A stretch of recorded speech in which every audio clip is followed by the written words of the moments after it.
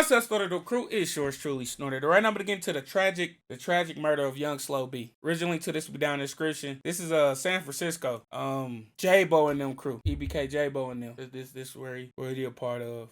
Y'all knew that though. Y'all be telling me shit. But anyway, it's your boy Snorted. Get into it. Oh, light go. We'll go with the 2500 on this one. Hell yeah. Young Slo-Be was supposed to be the first street rapper to make it out of Stockton, California and hit the mainstream. But instead he stuck around the city too long and got killed in a wild situation. Today we're breaking down how young Slo-Be was tragically murdered in his hometown. Young Slo-Be came up in the southeast area of Stockton called Nightingale. In an interview with The Innovators, Slo said growing up in the hood was definitely rough, but he didn't think it was that bad. Slo's mom knew all about the streets. Because it's normal to you. Normal 9-to-5 job. But the situation was normal to him. I always feel like that about the area I grew up. I'm like, yeah, this is normal. Then I go to different parts of the city. It's like, some more normal shit. But it stay normal. Oh, hold on. Tragically murdered in his other hometown. cities I go to, like, this stay normal. Young Slo-Be came up in the southeast area of Stockton called Nightingale. In an interview with The Innovators, Slo said growing up in the hood was definitely rough, but he didn't think it was that bad. Slo's mom knew all about the streets, but works a normal 9-to-5 job. But the situation with his dad was different. Slo's dad was active in the trenches the whole time Slo was growing up, but they didn't really get along back in the day. He lived with his mom and grandma, but Slo ended up following his dad into the street life. Slo was into sports back in the day, but he was surrounded by dudes who were hustling in the trenches. He said when you always around that kind of environment, you don't want to feel left out. And that's why a lot of dudes end up hopping off the porch and getting active. A lot of Slo's homies and cousins were gangbanging, and every time he walked outside the door, he saw the OGs in the neighborhood making money. Yeah, I was about to say. His mom did her best to keep him away from all that. But by the time But once you start seeing that street money,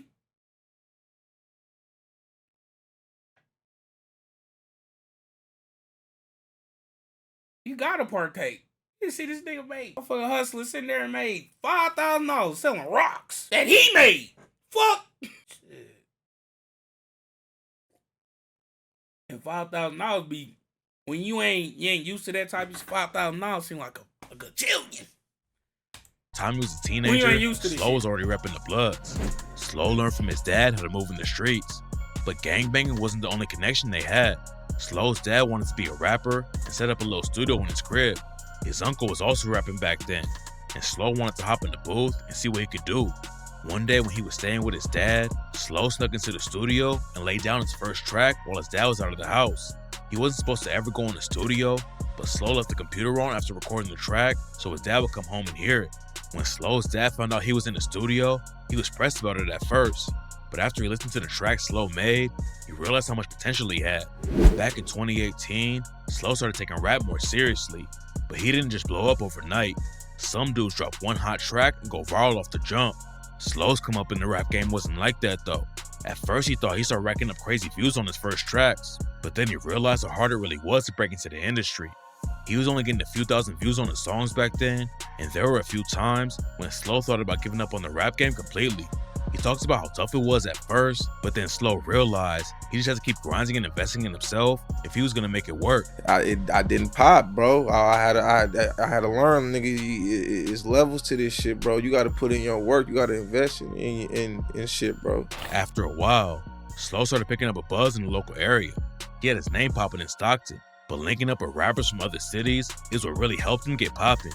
Back in 2019, he linked up with a Sacramento rapper named Bris, and their track 2142 popped off and racked up a few million plays. Mr. Tricky Dance Moves.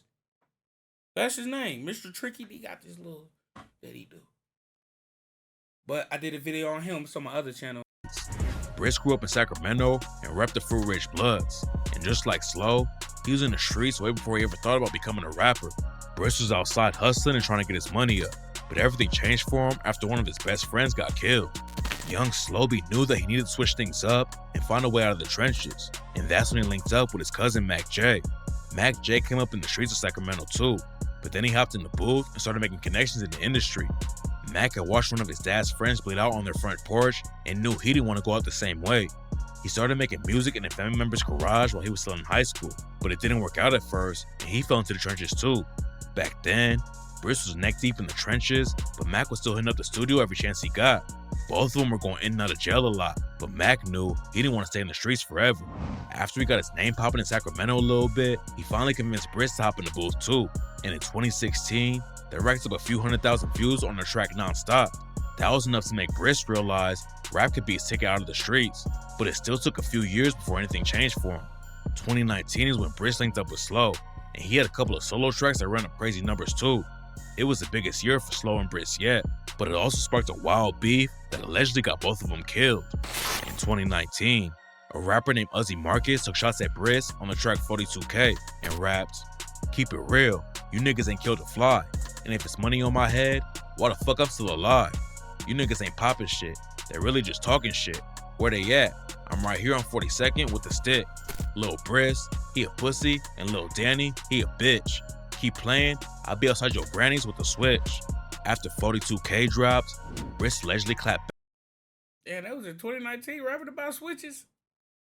I did not know that. Back but sparked a fuse and rapped, "Y'all just sparked a fuse, that mean it started back.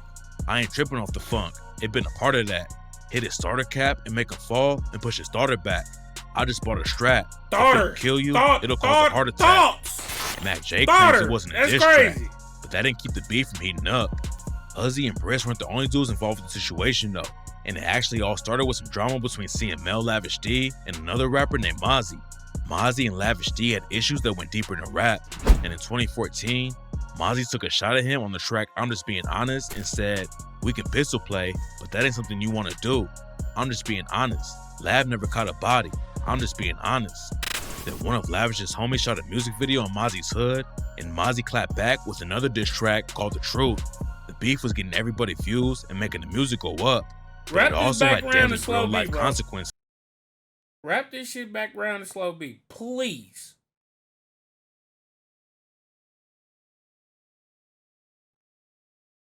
You killing me. In the video for The Truth, Mozzie was calling out his ops by name, while his homie Zilla Zoe was right there next to him. And just a few hours after the video came out, the ops caught Zilla lacking and shot him to death. Then Lavish and his homie spotted Mozzie's manager in the mall and jumped him, which ended up getting Lavish a 6-year sentence after the video came out.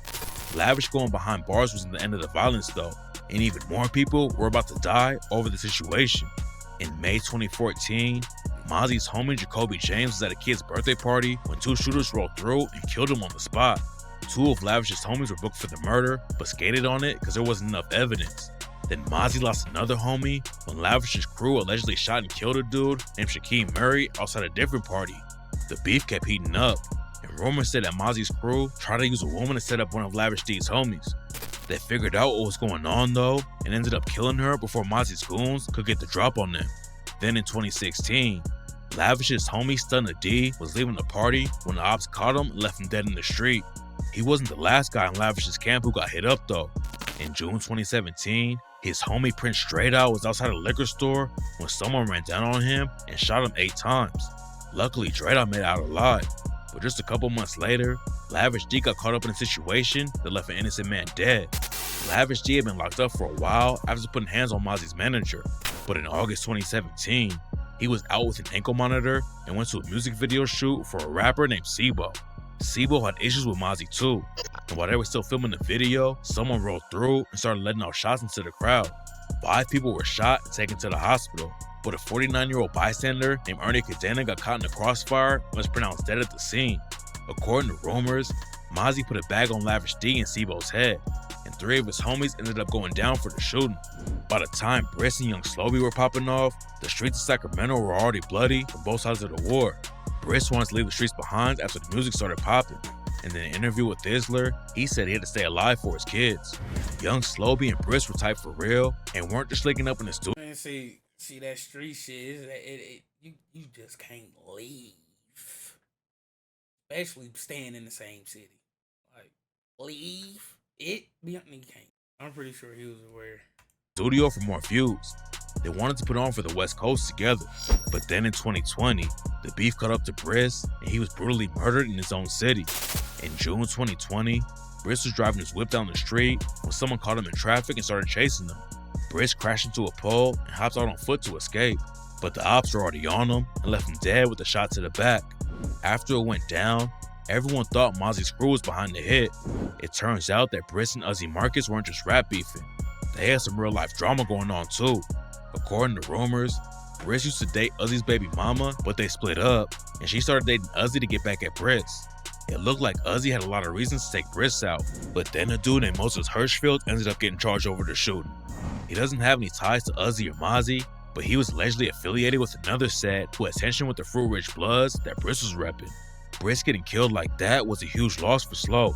Both of them knew that street politics could hold him back, and in his interview with the Innovators, Slo said that rappers should definitely get out of their city after they blow up. Slo kept up the momentum after Bris died and kept popping off for new projects. Then in 2021, he went viral on TikTok with the track I Love You. After spending years trying to kick in the doors to the industry, Slo is finally on his way up. Bro, was that skinny ass J-Bo? Doors to the industry.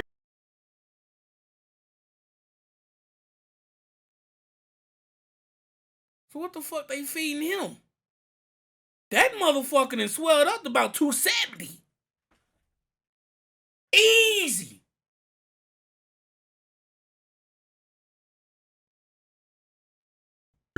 Slo is finally on his way up. He had enough clout to start touring and leave Stockton behind, but instead of listening to his own advice, he stayed in his hometown and it ended up getting him killed. In August 2022, police responded to a report of gunfire in Manteca, California, and when they pulled up to the scene, they found young Slo-Be dead. Nobody's been booked for his murder, but there's a couple popular rumors about what went down. After he linked up with Bris, young Slo-Be had issues with Mozzie and his whole crew in Sacramento.